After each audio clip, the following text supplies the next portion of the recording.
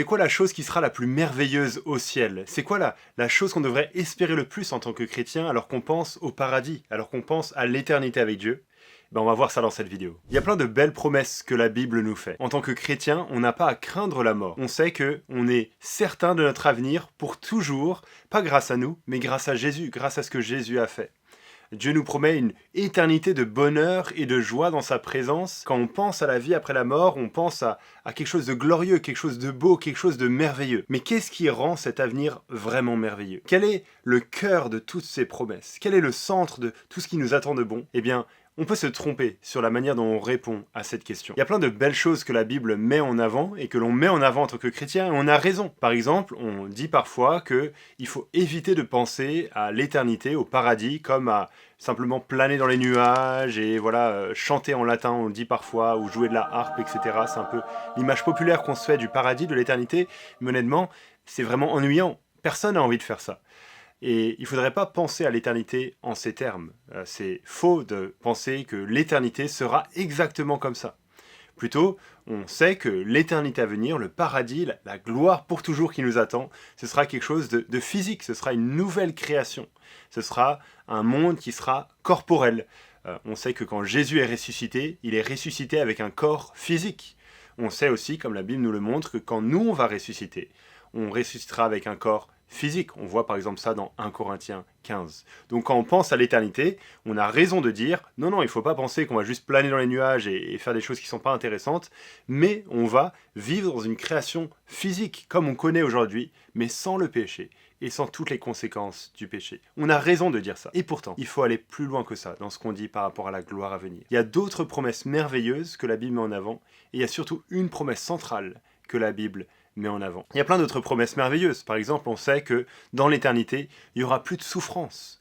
Mais c'est merveilleux ça, pas vrai? On attend vraiment ça, on a hâte que ça soit la fin de toute souffrance, de tout ce qui nous rend triste, de tout ce qui nous cause du chagrin, de la tristesse, de tout ce qui est la conséquence du péché dans ce monde. Ça aura disparu pour toujours. Il n'y aura plus de raison de pleurer, parce qu'il n'y aura plus de raison d'être triste. C'est merveilleux ça.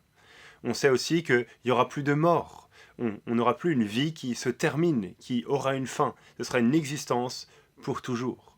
On sait qu'on va retrouver nos amis qui sont décédés ici-bas, qui sont morts en Christ, nos proches, les membres de notre famille qui sont morts en Christ. On va les retrouver dans la vie après la mort. Ça aussi, c'est merveilleux. On a hâte de vivre cela. Et on sait également qu'il n'y aura plus de péché. Le péché avec lequel on lutte encore aujourd'hui, jour après jour, ce sera terminé, ce sera fini, il n'y en aura plus. Donc toutes ces choses, c'est des promesses merveilleuses que la Bible nous fait et on pourrait passer du temps à creuser chacune de ces promesses, à voir comment elles sont décrites dans la Bible. Mais ce que j'aimerais montrer dans cette vidéo, c'est que ces promesses-là ne sont pas les plus importantes. Liées à toutes ces promesses-là, et au cœur de toutes les promesses que la Bible fait, il y a une promesse bien plus grande et bien plus importante. Et si on rate cette promesse-là, alors on rate ce qui fait que le ciel est le ciel. On rate ce qui fait que le paradis est vraiment le paradis. On rate ce qui fait que la gloire à venir est vraiment ce qu'il y a de plus beau qu'on puisse imaginer dans tout l'univers. Alors quelle est cette promesse centrale au cœur de la Bible?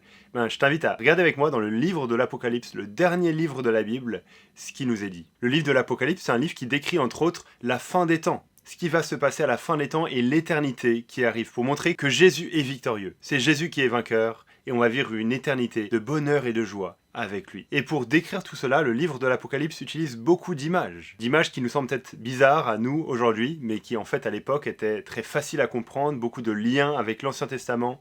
Bref, on va pas creuser le livre de l'Apocalypse aujourd'hui, mais je te mets en description un lien vers un webinaire que TPSG avait fait avec Jonathan Spencer, 1 heure pour comprendre l'Apocalypse, qui était vraiment excellent pour creuser le livre de l'Apocalypse. Ça m'a fait beaucoup de bien de regarder ce webinaire, donc je t'encourage à le visionner. Mais ce que j'aimerais qu'on voit avec le livre de l'Apocalypse, c'est la toute fin du livre, au chapitre 21 et au chapitre 22. Dans ces chapitres, il y a une description qui est faite de la ville qui nous attend. C'est une image qui est donnée pour parler de l'éternité à venir, qui est présentée comme d'une ville qui descend du ciel. Et alors que la ville est décrite, il y a plein de choses qui sont mentionnées pour montrer combien cette ville est merveilleuse. Il est décrit des pierres précieuses, je ne vais pas toutes les lire ici, mais elle est faite de pierres précieuses pour montrer que c'est vraiment quelque chose qui a de la valeur, qui est magnifique, qui est merveilleux. Mais ce qu'il ne faut pas rater dans la description de cette ville, qui est faite dans Apocalypse 21 et Apocalypse 22, c'est qui est dans cette ville. Et je lis Apocalypse 21, verset 22, voilà ce qui est dit. « Je n'y vis pas de temple, car le Seigneur Dieu Tout-Puissant est son temple, ainsi que l'agneau. La ville n'a besoin ni du soleil ni de la lune pour y briller, car la gloire de Dieu l'éclaire, et l'agneau est son flambeau. » Ces deux versets qui sont courts mais merveilleux. Il nous est dit que dans cette ville, il n'y aura pas de temple. Et on peut se dire, attends, c'est bizarre, il n'y a pas de temple. Le temple, dans l'Ancien Testament, c'est ce qui symbolise la présence de Dieu avec son peuple. S'il n'y a pas de temple, c'est une mauvaise nouvelle. Mais en fait, il n'y a pas de temple. Pourquoi? Parce que Dieu, le Dieu Tout-Puissant, est son temple. Dieu est présent dans la ville. Et donc, il n'y a pas besoin de temple. Dieu lui-même est là dans la ville. Et il est dit qu'il n'y a même pas besoin de soleil, parce que la gloire de Dieu brille et éclaire tous ceux qui sont dans cette ville. Un peu plus loin, au chapitre 22, voilà ce qu'il est dit au verset 3. « Il n'y aura plus d'anathème. Le trône de Dieu et de l'agneau sera dans la ville. Ses serviteurs le serviront et verront sa face, et son nom sera sur leur front. » La chose la plus merveilleuse au paradis, ce ne sera pas la beauté de la ville, mais la présence de Dieu dans la ville. Ce ne sera pas la beauté de la nouvelle création, ce ne sera pas toutes les autres bénédictions liées à l'éternité avec Dieu, mais ce sera la présence de Dieu lui-même avec son peuple. Il sera présent avec nous. On sera avec lui, son trône sera là, au milieu de nous. Il n'y a rien de plus beau que cela. Surtout si on pense à toute l'histoire biblique qui a commencé, Genèse, au chapitre 3, avec l'être humain qui est chassé de la présence de Dieu. Avec la désobéissance d'Adam et Ève, avec l'entrée du péché dans le monde, avec la corruption de toute la création, qu'est-ce qui s'est passé? L'être humain a été chassé de la présence de Dieu. L'être humain ne pouvait pas être en présence de Dieu. Et on voit d'ailleurs dans la Bible que les moments où l'être humain tente de rentrer dans la présence de Dieu, avec son péché, avec sa misère, avec sa corruption, ça explose. Dieu doit juger, Dieu doit condamner, Dieu doit manifester sa colère. Mais ici, il nous est dit qu'un jour, on pourra être réellement dans la présence de Dieu à nouveau, pour toujours. Comment ça se fait? Comment est-ce que c'est possible que ça soit le cas? Surtout parce qu'il est dit, on ne l'a pas lu, mais au verset 27 du chapitre 21, il est dit par rapport à cette ville, « Il n'y entrera rien de souillé, ni personne qui se livre à l'abomination et au mensonge, mais ceux-là seuls qui sont inscrits dans le livre de vie de l'agneau. » C'est une ville qui est parfaite, qui est entièrement pure, il n'y a rien de mauvais dans cette ville. Et donc on se dit, mais comment est-ce que moi je pourrais y entrer? Moi, je ne suis pas parfait, je ne suis pas pur, je suis pécheur, j'ai offensé Dieu par mes paroles, mes pensées, mes actes, je suis souillé. Il est dit que c'est seulement ceux qui ont été inscrits dans le livre de vie de l'agneau. Seulement ceux qui ont été sauvés par sa grâce. L'agneau, c'est Jésus qui a donné sa vie pour qu'on soit libéré de notre culpabilité, de notre condamnation, de notre péché. Jésus est mort sur la croix pour nous sauver, pour qu'en plaçant notre confiance en lui, on puisse être parfaitement juste, parfaitement saint aux yeux de Dieu. On puisse être sauvé par sa grâce. Et donc c'est merveilleux, n'est-ce pas? L'être humain a été chassé de la présence de Dieu, mais Dieu a envoyé son Fils dans ce monde, mourir sur la croix, pour sauver les êtres humains qui étaient perdus, les inscrire dans ce livre de vie de l'agneau, pour qu'ils puissent être sauvés, rachetés, et être dans sa présence pour l'éternité. C'est seulement comme ça qu'on pourra avoir accès au paradis, au ciel, à l'éternité, pas par nos efforts, pas par nos œuvres, mais par la grâce de Dieu. Et c'est seulement comme ça qu'on pourra avoir accès à la chose la plus merveilleuse que l'être humain puisse imaginer, être dans la présence de Dieu pour toujours. Il y a un dernier truc qu'il faut remarquer. Je ne sais pas si tu as fait attention à ça. Au verset 4 du chapitre 22, il est dit « Ils verront sa face » en parlant des êtres humains et en parlant de Dieu. On verra la face de Dieu. Comment est-ce que c'est possible? Alors bien sûr, il ne s'agit pas d'une vision physique de Dieu, parce que Dieu est esprit, Dieu est invisible, on ne peut pas le voir.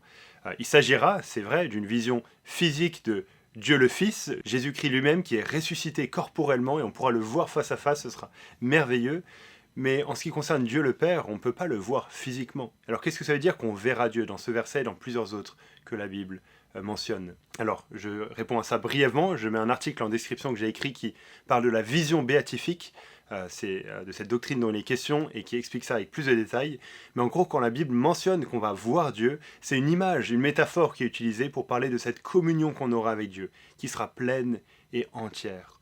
On verra Dieu dans le sens où on sera en communion avec lui pour l'éternité. Le fait de ne pas voir quelqu'un, on est très loin de lui, mais quand on le voit, on est proche de cette personne. Et alors qu'on était loin de Dieu, alors qu'on était séparé de sa présence, ici il nous est dit qu'on pourra voir Dieu. C'est merveilleux, on sera dans communion avec lui pour l'éternité. Donc c'est là qu'on trouve la plus belle promesse de toute la Bible. La chose qui sera la plus merveilleuse au ciel, bien plus que toutes les autres bénédictions qu'on pourrait mentionner, c'est d'être dans la présence de Dieu pour toujours. C'est pour ça que l'être humain a été créé, pour être en communion, en relation avec Dieu. Et c'est ça qu'on vivra pour l'éternité.